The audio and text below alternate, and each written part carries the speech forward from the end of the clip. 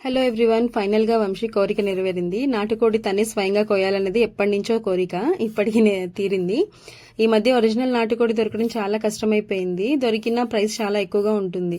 ఈసారి మాకైతే ఒరిజినల్ నాటుకోడి రీజనబుల్ ప్రైస్ కి దొరికింది. ఇంకా మా ఆంటీ సహాయంతో ఫైనల్ గా నాటుకోడి అయితే క్లీన్ చేసి రెడీ చేశారు వంశీ. ఇది రెడీ అయ్యే లోపు పక్కన శివ గారెలు వేసింది వేడివేడిగా. ఇంకా నేను ఇంటికి వెళ్లి పొయ్యి పైన కర్రీ స్టార్ట్ చేశాను. ఆయిల్ వేసి కాగాక ఉల్లిపాయ ముక్కలు పచ్చిమిర్చి వేసి వేగాక శుభ్రం చేసిన నాటుకోడి వేసి ఒకసారి తిప్పి సరిపడా కళ్ళుప్పు పసుపు వేసి కలిపి మూత పెట్టి 2 నిమిషాలు ఉడికించాలి. తర్వాత సరిపడా కారం వేసి ఉప్పు కారం పసుపుతో పాటు ఆయిల్లో కాసేపు వేగనివ్వాలి.